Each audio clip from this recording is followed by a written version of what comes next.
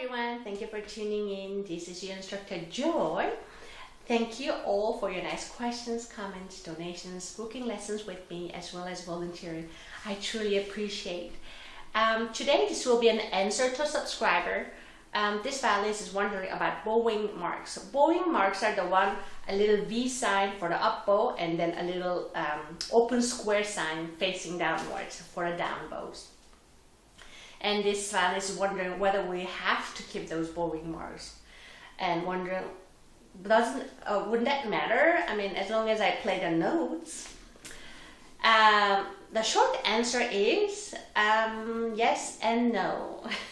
I'm sorry that I cannot give you a straight short answer, because it all depends on the condition and what kind of group or what kind of setup you are in. Let's say if you're in an orchestra, if you're playing with many other violinists, you must keep the bowing, simply for a practical reason. So if everybody goes up, you have to go up. If your bowing is different than your partner, your bow is gonna go cross, and you're just gonna have accident with your bowing. So for simple physical reason, and also when it's for concerts, for the concert for the audience, it's not just there to hear, but also there's a visual aspect of it. So make sure that all the violinists move their bow same way up and down. So if you happen to be in a group, you must keep the bowing. But if you're in a solo setup, if you're the only violinist, then it's a little more free. Bowing marks are almost never put by the composers, so you are free to change bowing as it pleases, as long as it works with the music. There's a certain rule when it comes to music. Certain beats has to be sound louder than others.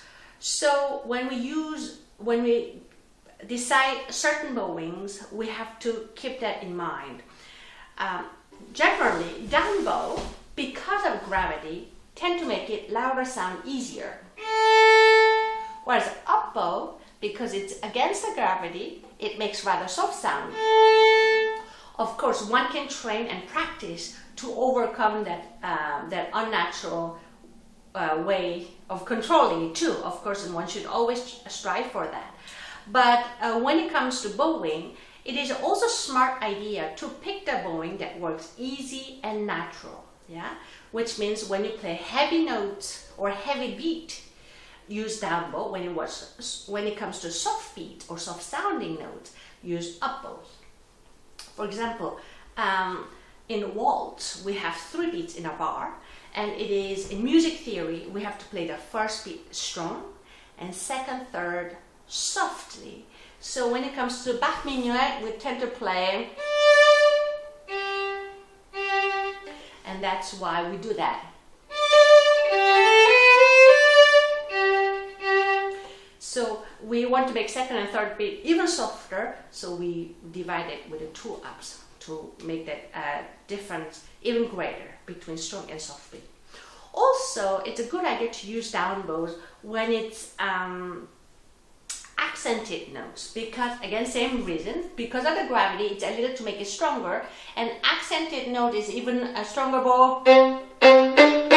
Yeah, even stronger one. Sometimes we have to use couple notes one after the other without much pause, and sometimes the violinists choose to do several down bows in a row, even though it's harder, but we have higher chance to make stronger accented notes, so we like to do, we tend to do that. Another good example of down bow strokes would be chords. So chords are the one that we have to play more than 2 notes. It can be sometimes just 2 notes, or sometimes 3, sometimes 4. Because we're playing multiple notes, you can play with the up bow, but it takes greater effort and it's a little harder. So when it comes to chords, we tend to play rather with the up bow, like, or something like that. When it comes to up bow, like we did before, like Bach minuet, the weaker beats, like stronger bit here and weak here, we do up bow. Another common up bow stroke part would be pickup note. Pickup note is the one That's the last note right before the new bar starts. And for example, in a concerto like this, here, this is the downbeat. This is the first beat of the measure. But there's a little note that starts right before, which is this. So because this is called the pickup note to this, the first note of the next bar, which is. So we want to make this one strong, and then pickup has to be softer than the downbeat, the first note. Therefore, we often choose to play with the up bow. Of course, one can sometimes do the other way, because sometimes we don't have options. Sometimes we have to use the bowing as it comes for different reasons. Then of course, violinists can always train to make that that sound that works for the music. But in general, it's a good idea to use the bowing that works easy and natural. Yeah, I hope this video was helpful. Thank you for watching, and please let me know if you have any questions.